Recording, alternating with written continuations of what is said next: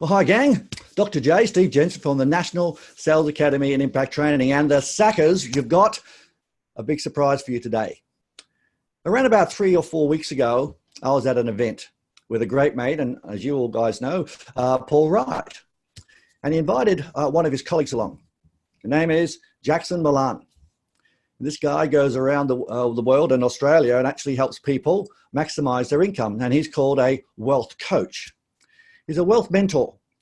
And we're having a chat, and he knows so many people that I knew, but some of the strategies he was talking about really resonated with me. And I wanted to get him on to actually share some of his golden nuggets to help you not just make your target and budget, but actually give you a strategy to give you wealth and the freedom to make those lifestyle choices. Because, you know, we always say that, let's make more money, make more sales. But what are you going to do with that money afterwards? What are you going to do and how are you going to leverage it? So Jackson Millan is from Aureus Financial. He's a CEO. So welcome, Jackson. Thanks for joining us today. Steve, thanks for having me. It's looking forward to having a bit of a chat and sharing some value with the gang. Look, mate, I'd love you to tell the whole tribe how you got involved with financial planning, wealth creation, and a little bit about Jackson the man.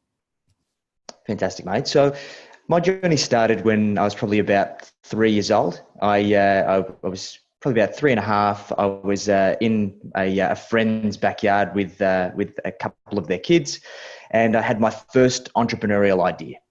I decided that I was going to rally up all of my toys, put them into my little cart, and then start going door to door selling my toys because I didn't really see much value for them. I had this immediate value for turning these objects into money.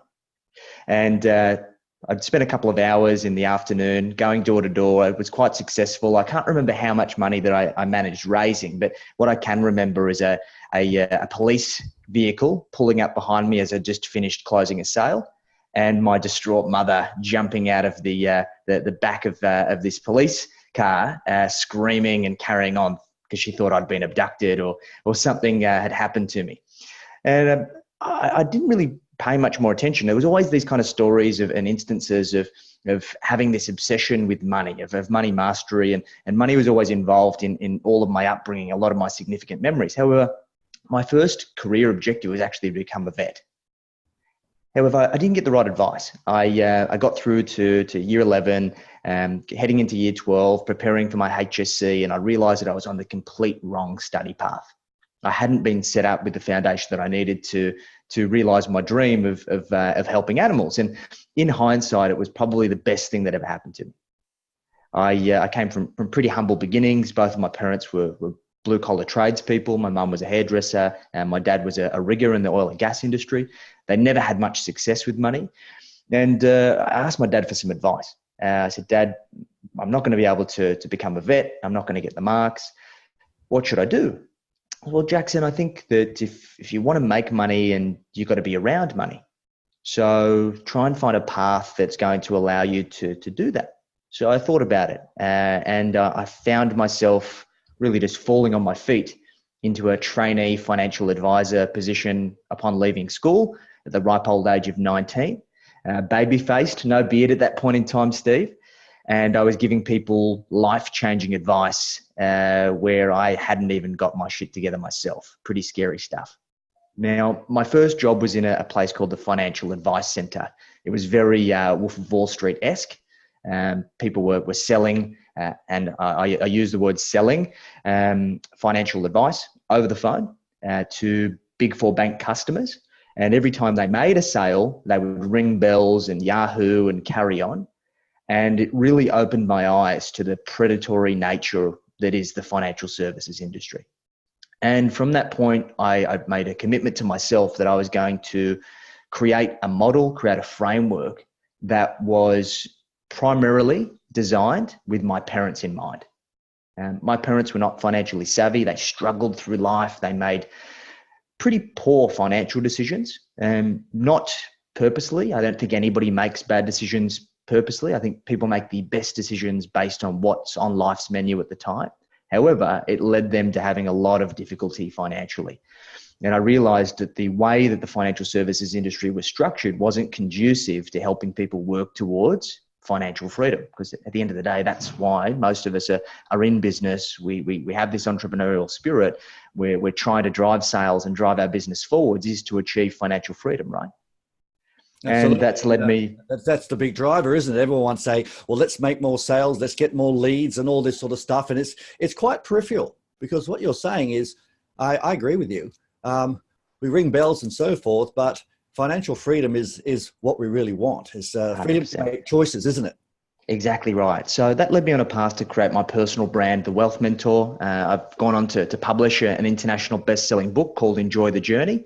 And it's become an international bestseller in 8 countries across 15 categories. And it is really simple stuff, Steve. I've really tried to demystify and debunk all of these sexy and sophisticated strategies that we've been led to believe we have to do, and help people create a really simple and sustainable wealth journey that allows them to have peace of mind and certainty that their money is working for them and they've actually got a real chance at achieving financial freedom. Well, look, it's really music to my ears, because I work with younger people that are just starting out in the journey, and people that are sort of in their midlife, and also people that are starting again. Some people have had to make some lifestyle choices and starting new businesses, and usually not as business savvy as they could be. However, they're having success with making money, but it just trickles through their fingers. So they make the money, they lose the money, they then make poor choices, as you correctly said. And how much time do we spend at school learning how to manage or look after money? I think you said something really interesting. If you want to do well with money, be around people that work with money. And as someone said to me many years ago, money is like a living, breathing thing. You've got to look after it. You've got to nurture it. You've got to know what it's doing. I know so many people, Jackson, that don't even know how much is in their superannuation account. So we've got a little bit of an adage here. Work hard in what you do and what you're passionate about. It could be anything. However, make sure that you invest in things that create leverage. In other words, use your money wisely to make sure that you use one of the 8th wonders of the world, compound interest. What's your view on that? Yeah, I think that's really important. I guess the thing that people get wrong, Steve, is people believe that their earned income is going to make them rich. The reality is that your earned income, and in very, very few, if any circumstances in the history of the world, earned income has never made anyone rich. I've got lots of very successful clients who earn multiple 6 figures, even 7 figures in personal income, and have nothing to show for it. And through the course of working with them, I've been able to help them convert that earned income into personal wealth. But I've got clients that have had very, very small incomes, even $50,000, $60,000 incomes, that have multiple 7 figures in wealth and multiple 6 figures in passive income, because they've made that earned income work for them using compound. Jackson, I'm going to interrupt you there. Could you just repeat that for the guys listening? I think this is really important, what you're saying. Just that last statement about the people with a smaller income. Just repeat that, because it gives a lot of people hope, because we're always looking for someone to give us that advice, but we don't know who's ever done it before. So could you just repeat that? Yep, exactly right. So it is not how much you earn. It is what you do with what you earn that matters. And it is not the amount of money that you earn, it's what you do with your surplus. So if you've got cash flow control, you've got the ability to turn your earned income into passive investment that provide you with capital growth and passive income, then that allows you to snowball your wealth and work towards financial freedom. Doesn't matter how much you earn, but if you can have that cash flow control, then you have the ability to create an abundance of wealth. It's just a matter of knowing how to do that. Could you give us an example of cash flow control? Yeah. So many people, I guess the dirty B word, right? Budget. How many people do you know that have a positive relationship with the word budget? Well, salespeople, if they actually make it, but I always say, forget about the budget, go for the target. Exactly right. And I think the same applies for your household finances, or even for your business for that matter. We are conditioned to have these really negative beliefs when it comes to budgeting, because when we think of budgeting, it's about setting unrealistic expectations. It's about cutting all the joys out of life. It's about beating yourself up when you don't stick this unrealistic course. And the reality is it's not sustainable. So I use the term personal profit and loss. We firstly need to understand, what does your life cost and how much surplus do we actually need to realize the goals that are significant to you? So we need to start with the end in mind. Money is just a vehicle. If we are blindly pursuing a wealth goal, a passive income goal, without looking beyond that and understanding what is the actual lifestyle that we're trying to create, it is next to impossible to be able to stick the course, because we don't have a picture of why we're deferring gratification. I talk about this in my book, Steve, and I'm sure you've probably heard of the marshmallow experiment. So for those of you who haven't heard, to everybody, because some people might not have. Yeah, so it's fantastic. It's brilliant. So if you haven't seen it, jump onto YouTube and search for the marshmallow experiment. And basically what it was is there was a study that was done with young children to work out what are the characteristics and the statistics around the deference of gratification. So they got these 4 and 5-year-old children, they sat them in a room, and they basically said, here's a marshmallow. You can do whatever you want with the marshmallow. However, if you don't eat the marshmallow, I'll come back in 15 minutes. And if you haven't eaten it, I'll give you a second marshmallow. And they filmed all of this. Now imagine a kid sitting there with a marshmallow, 15 minutes alone with a marshmallow, may as well be an eternity.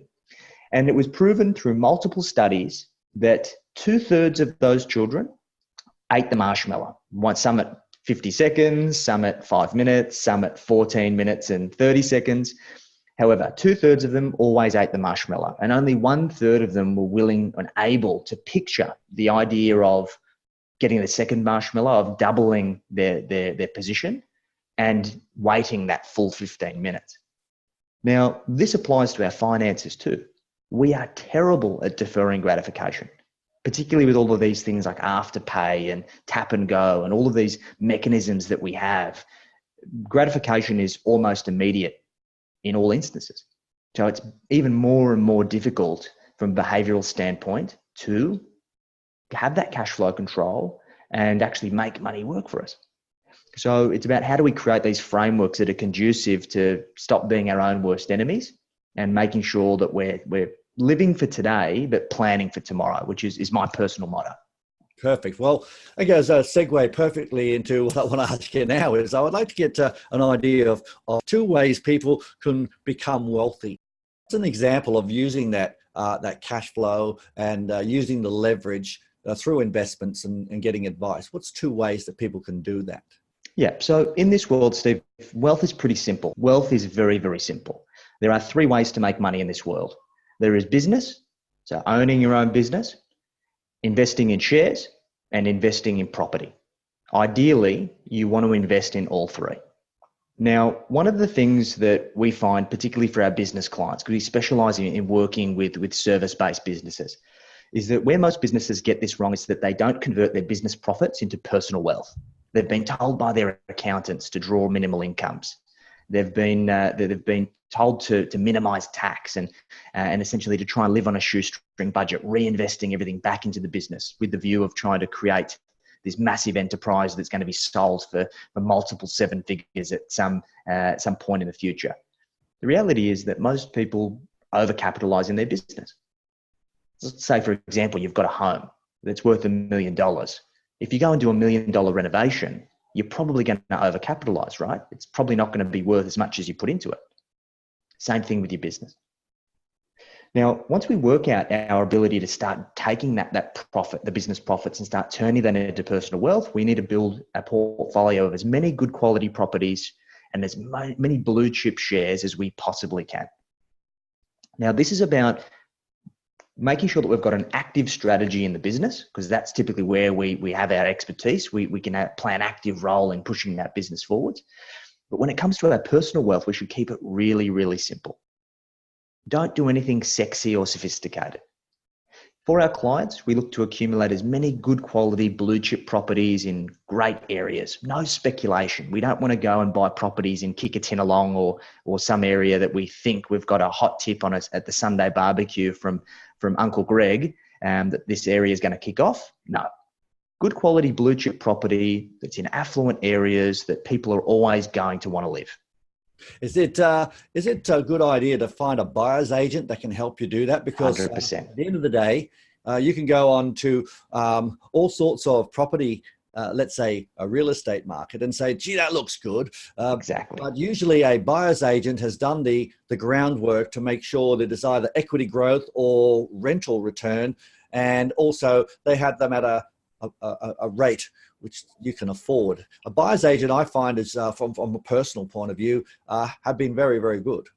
I couldn't agree more, Steve. My motto is for everything, you stick to what you know and you outsource everything else. Now, it is important that you have some fundamental understanding before you just hand over the reins to somebody else.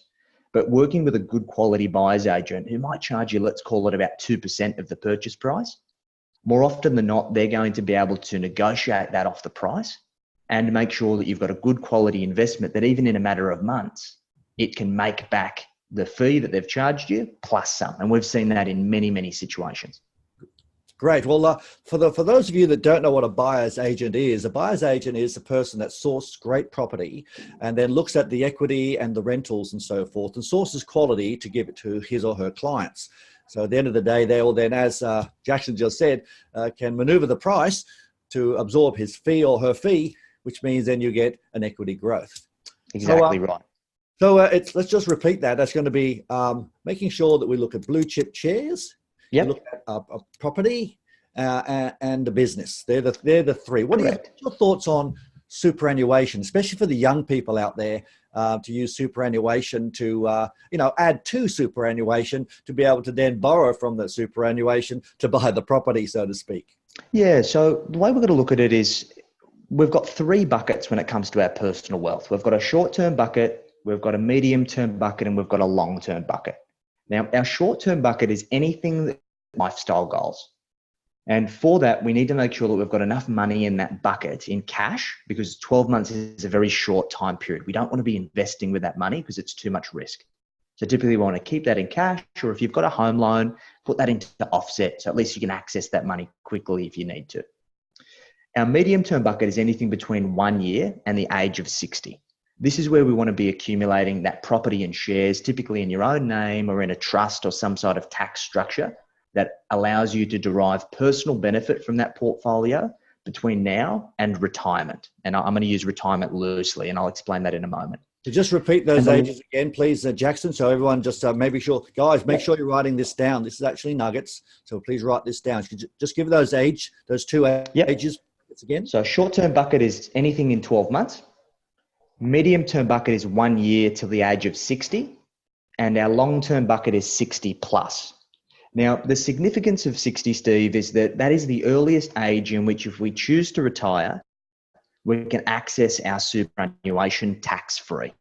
Now, superannuation in the current environment is the most tax-effective way for you to invest for 60 plus. However, you've got to realize that there is a big, solid brick wall that we cannot get access to that super until we're 60 or older, unless you've become disabled or you've passed away. However, let's not bank on those things, right? So what we're going to look at is money should flow from our business or our personal income into our short-term bucket. We should fulfill those 12-month goals. Any excess should flow into our medium-term bucket, and we need to work out how much wealth do we need to build that we want to derive benefit from before 60. Because I don't know about you, Steve, but I want to have financial freedom before 60. And then anything above and beyond that, we should then be putting into our long-term bucket. Now, unless we've fulfilled that short and medium-term bucket, we shouldn't be focusing too much on that long-term bucket. Terrific. With that being said, if you're a business owner and you're not putting your 9.5% into superannuation, then you really should. Because compounding, as you said, is the eighth wonder of the world. The sooner that you can start putting money into that bucket, the sooner it can accumulate. And there are some great strategies later on down the track where we can use your super to buy property, even your commercial premises for your business. And there's a lot of great other things like that. However, if you're young, as long as you're putting your 9.5%, that's normally good enough for now. So 9.5% is the number. Well, what's your advice with regards to putting more? In other words, putting a little bit more into the super, especially if you're in that, your 30 to 40 or even, early, late 20s, a little bit more into that bucket. So it's accumulated. So when you get to that period of time where you could invest, because it is a good way of saving, but also it reduces your let's say your tax. Definitely. So assuming that we are not leaving our short and medium term bucket short in terms of our short and medium term goals, then by all means. For all of my private clients that I work with, our aim is to get to a point where we can max our super contributions pre-tax every year, which at the moment is $25,000 a year. But we only do so assuming that we've got enough surplus that's going into that short-term and medium-term bucket. Because the intention is that we don't want to put all of our eggs in one basket. The intention is that we want to make sure we've got a well-diversified strategy that allows us to fulfill all of our goals and objectives over all time periods. And I know that sometimes sounds a little bit too good to be true. However, with a really good strategy and a good roadmap, and actually knowing exactly how much income we require to be able to fill all of those buckets, then most people are going to have a lot of certainty around the actions that they need to take to make sure that they can have that level of financial freedom across all life stages, not just when they get to 60 plus. Terrific. So the big things that you've spoken about as far as getting, let's say, investments involved with property, blue chip, or a business. Now, there are a lot of people out there that don't have a business.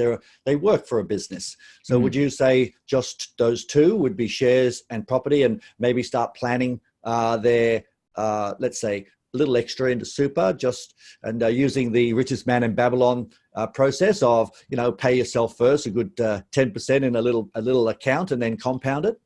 Yeah, exactly. So for our clients, it doesn't matter if you're a business owner or you're employed, we aim to try and hit a target of 20% surplus. Now, as a benchmark, and I'll share with you our personal profit and loss tool, Steve, which I think that it makes it much easier for people to know their numbers. And what we try and aim towards is 3 key benchmarks. It doesn't matter if you're a business owner or you are working for somebody, you need to know your numbers. And I'll share with you our personal profit and loss tool to share with your community, Steve, because I think it really is an eye-opening exercise, because most people don't do a budget because it's a dirty word, but we want to reframe their beliefs and their behaviors around knowing how they create cash flow control. So there's 3 metrics that we need to know. We need to know of our net household income, how much of that is going to our non-negotiables or our fixed expenses, the necessities of life, our mortgage, our rent, our bills, our groceries, those kinds of things. Now, we have worked out that typically that as a percentage should be between about 50% and 65%, no more than that. Now, the second metric that we need to know is our discretionary spending, our nice to haves, our personal spending, our coffees in the morning, going out on the weekend, holidays, all of those nice things. Typically, we don't want that to exceed between 15 and 30%. Now, that number varies depending on what your non-discretionary expenses are, meaning that when you add those 2 numbers together, it should not exceed 80% of your household income, which means that you should have a 20% surplus. Now, if you put a 20% surplus into an investment strategy, whether that be into index funds, which we're big believers of, and I'll talk about that in a moment, or into blue chip property, and you continue to do that over the course of your working life, then you will be very wealthy.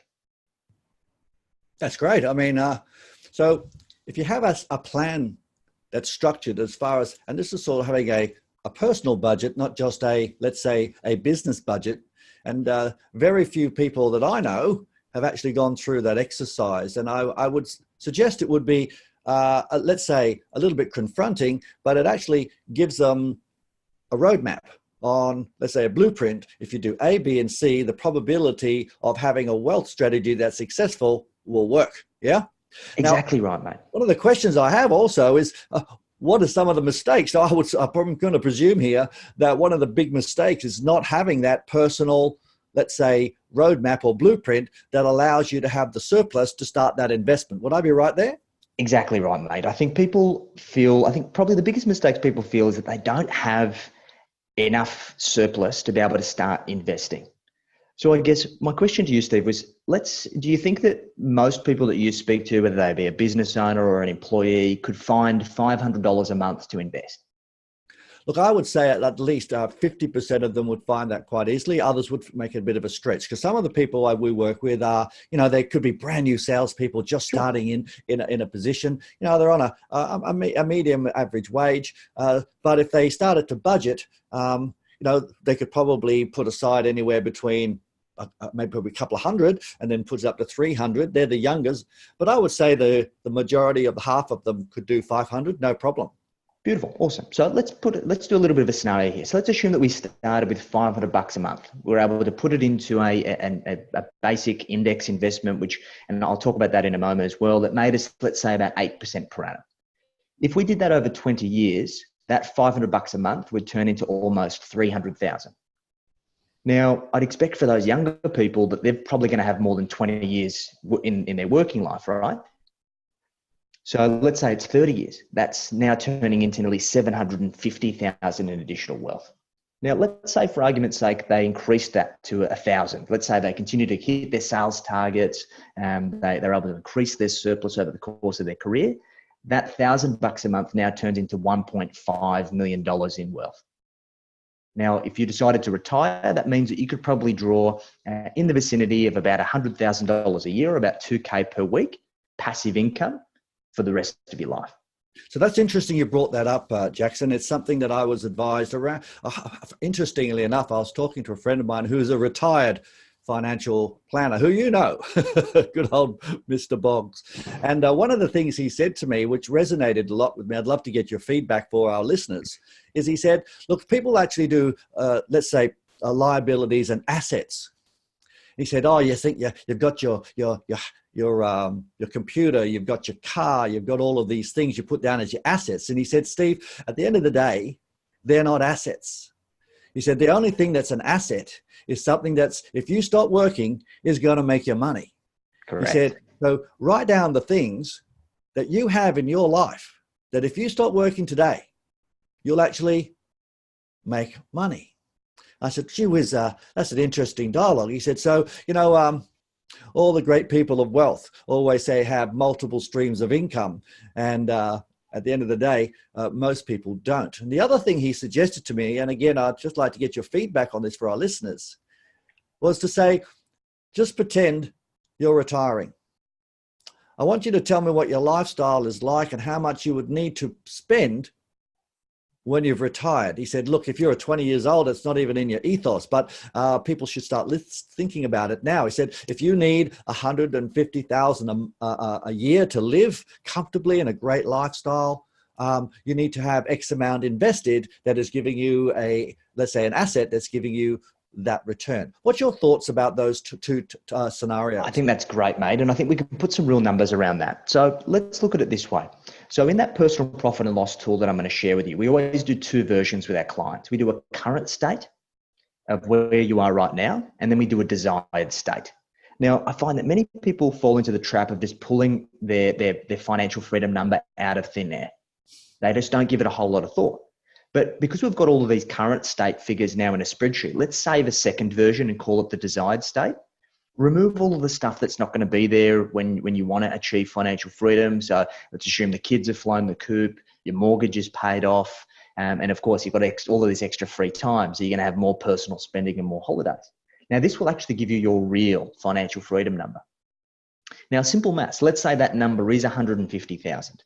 Let's assume that we want to have enough wealth where we actually don't erode the capital, and we want that to be able to remain in perpetuity, which allows us to leave a meaningful legacy. Let's assume that we make a 5% income return. That means that we now need about $3 million in net wealth. That's now our financial freedom number. Great. You just made it sound doable. Now, I want you to repeat it because, guys, what Jackson has just said is what most people don't know. Most people say, I want financial freedom. I'm going to work really hard. I'll do 80 hours a day, whatever it may be. I'll make tons of sales and I'll buy a property and so forth. But we don't have an end game. In other words, a number. We don't have multiple streams of income is going to give you that, let's say, that financial freedom. what Jackson has just explained to you really simply, and I thought it was brilliant, was to say, well, okay, well, if we want $150,000, we're going to go and do X, Y, and Z, and this is what your magic number is. So just say it again, mate, because sometimes people go, that sounded good, but well, what was that again? And they usually don't watch the video twice. So that's okay. So let's simplify it. So we need to look at doing the current personal profit and loss. Say the second version, which is going to be called the desired personal profit and loss, of what your lifestyle would ideally like to be when you achieve financial freedom. This will now give us an annual income target. Whatever that number is, divide it by 5 and then times it by 100. That is the assumption that you're going to have a portfolio that produces about 5% a year in income, and you don't want to erode your capital. Now, whatever that number is, that's now your financial freedom number. Oh, I love it.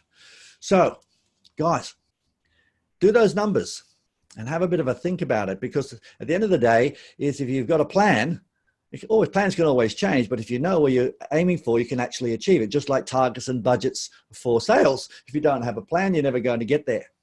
So this is actually absolute gold for you guys to actually take action on. Now, there's a couple of other little things here. We've talked about property and the bits and pieces of the big three, so to speak. So you've made it really clear there. Can you tell me some important things that some of the guys should actually do? Should they get a good accountant?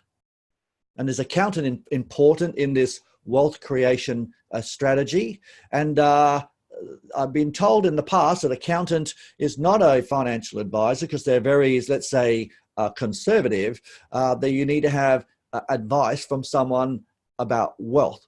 So firstly, you have to have a good accountant, and usually people just use any accountant or someone that their dad used. And secondly, should they be getting advice from somebody to be able to put these plans together? Yeah, great question, mate. So you definitely need a good accountant, particularly if you run a business. However, you've got to realize that your accountant's job is to optimize your tax. And I use the word optimize purposely, not minimize, because many accountants fall into the trap of minimizing tax, which actually does you a disservice. Now, you've got to realize that your accountant is paid and they justify their value typically on how much tax they save you. That's why 9 out of 10 clients, when I look at their financial statements and their tax returns in their business, their accountant has advised them to show a minimal income. Now, if you are minimizing your income before you accumulate the wealth that you want to accumulate, it is likely that you are not going to be able to achieve financial freedom. Or if you do achieve financial freedom, it's going to be a whole lot harder. Now, you've got to realize that your accountant is a historian. They are looking into the past. Their job is to look at what's happened over the course of the financial year and put all those numbers into the right box to put you in the best tax position. Our job is to help you set a plan moving forward and help you work out what income do you require to achieve your personal financial goals outside of your business or outside of your career.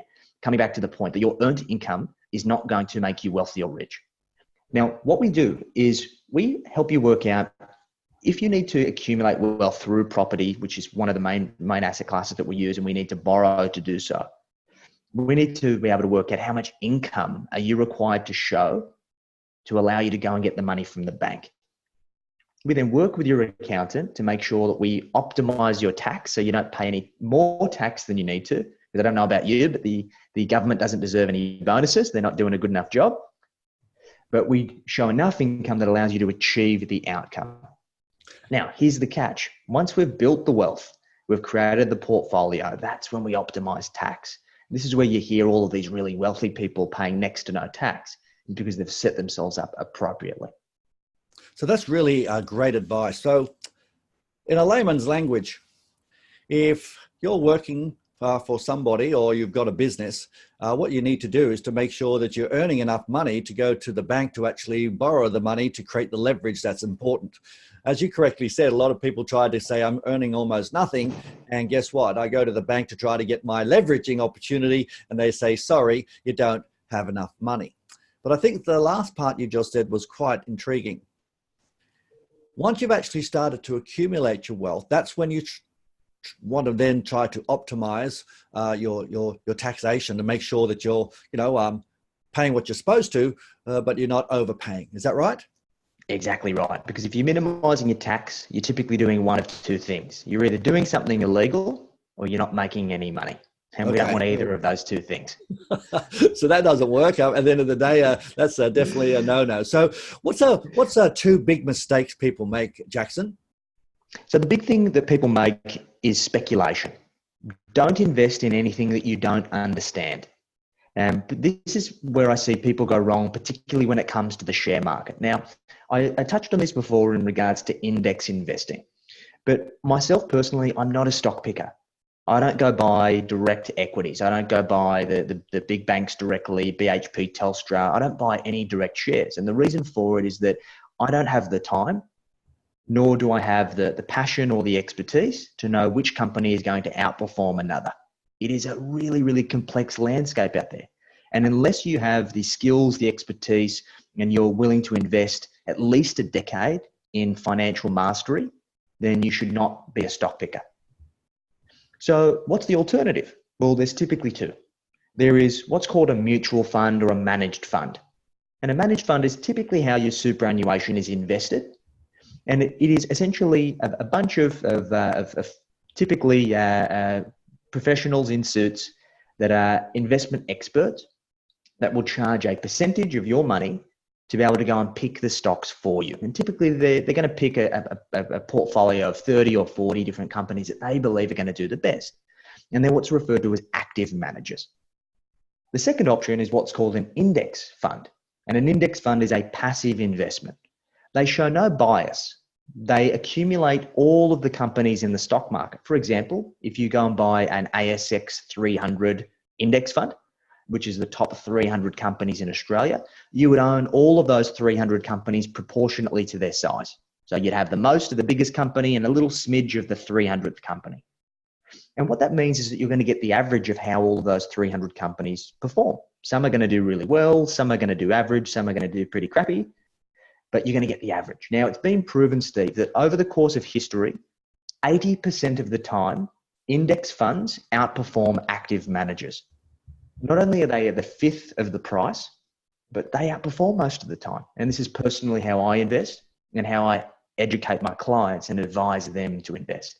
It was interesting. I was reading a book, and I'm sure many have Unleashed with Tony Robbins, Yep, and I've listened to that. And they talk a lot about index funds and making sure we're not getting ripped off by the people that are doing the managed funds. He said, do your indexing. And Warren Buffett actually told his, I recall his family to move things into index funds. So you're talking the same talk as the people who are the most wealthy in the world. Well, here's something really interesting, Steve, that Warren Buffett made a bet, $1 million bet with one of the best hedge fund managers in the world. And he said, I'm going to go and buy the S&P 500, which is the top 500 companies in America. And you can trade as much as you like over the course of a period of 10 years. And if you beat me, just accumulating the top 500 in the index, then I'll pay you $1 million. So he goes, all right, fantastic. I can do that. I'm one of the best hedge fund managers and active traders in the world. And that guy gave up at year 7 because he was so far behind that he knew that he would never be able to catch up to the index. He conceded defeat. Isn't that great? I mean, it's proof's in the pudding, isn't it, mate? And look, you've shared so much great stuff with us tonight, and I'd like to wrap up I'd like you to tell our guys and our girls out there, I'm sure they're riveted to what you're saying, somebody that you met who was a client who had gone through speculation, all those things you were talking about, and their finances and their wealth creation was an absolute mess, or disaster, we'll call it. And how you went through and did their 2 budgets and so forth, how you actually turned it around, and what sort of time would did that take? Yep. So I've got a couple of examples. So first example was a couple of mine that I've been working with for a number of years. Household income of over $500,000. At face value, very successful based on the roles that they had, high-flying corporate careers. However, they were running every single month on credit card. They were negative equity. If they really wound things up and try and closed out, they would still owe money. So we helped them work out what were their plans. They were living beyond their means. They were living on a credit card, waiting to get bonus and then paying it off. So they were constantly behind the eight ball. We took them through a process of mapping out their 20-year lifestyle and financial roadmap. That involved us working out what are they actually working towards, why are they working towards it, and then reverse engineering that into an action plan. That allowed us to set a surplus target. And that surplus target was directly related to the lifestyle that they said they wanted. This allowed us to create a catalyst for change. We then phased out the credit cards, set up our proprietary cash flow structure, which I talk about in my book. We're able to get them to that 20% surplus. And over the course of the next 6 months, which let's be fair, it was pretty tough for them. Obviously, they had a lot of things they needed to change. It was a little bit against the grain. But once they got used to the structure, over the course of that 6 months, we're able to help them buy 2 investment properties. We've now got them continuing to accumulate through shares using index investing, which they're now contributing substantial every single month. And they now have multiple 6 figures in net worth 3 years on. And we're now working towards buying their dream home, which is going to be on the strip in Manly on Northern Beaches. For those of you who know Manly, you know it's not cheap. And they have complete cash flow control. They haven't used a credit card since. Now, how old were these people, Jackson? Yep. So when we started working with them, they were in their late 30s. So they were pretty late starters. They're now early 40s. Got a couple of young kids. Still live a really good lifestyle. They're actually just planning to go on a European trip, which is going to be a pretty expensive holiday. So they follow our motto of living for today and planning for tomorrow. No, I love that. Living for today and planning for tomorrow. Terrific. Well, Jackson, you've shared so many good stuff with us. I've actually, at the event I was at with you got some of the guys to do a business, let's say, these are really interesting questions about business scorecard. And you had some other scorecards that you had there. Now, I'm sure lots of people would want to have a chat with you. I'm going to be putting this on multiple social media platforms, but also some golden nuggets for our Sales Authority Club crew. How can they get in contact with you? And could you give us a link to do an opt-in or something to maybe do one of these scorecards? 100%. So scorecard is great if you're a business owner and you're just looking to understand how you're tracking. So you can get access to that through our Facebook community. We've got a Facebook community that is just for growing business owners called Your Lifestyle Business. Now, more profit, more time, and more wealth. I'll include a link.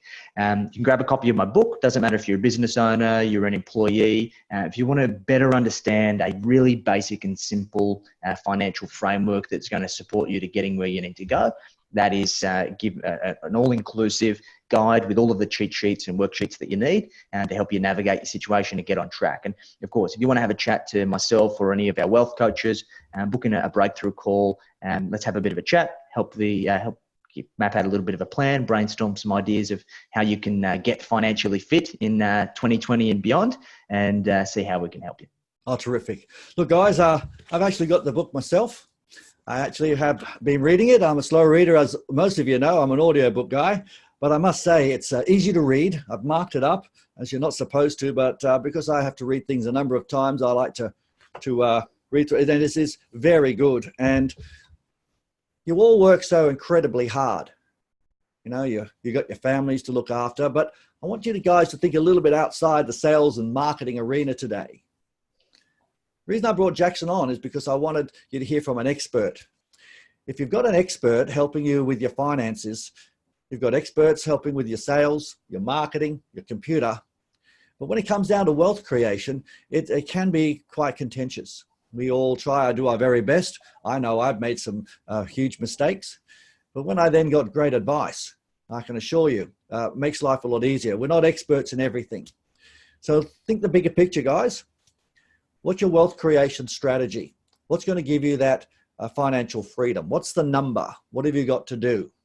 And I strongly recommend you reach out to Jackson. He's well recommended by many of my peers, and I can assure you he'll actually help you. I'll tell you what I'm going to be doing, and I can do this as a first. I'm going to be organizing a meeting with Jackson myself within the next 4 to 6 weeks.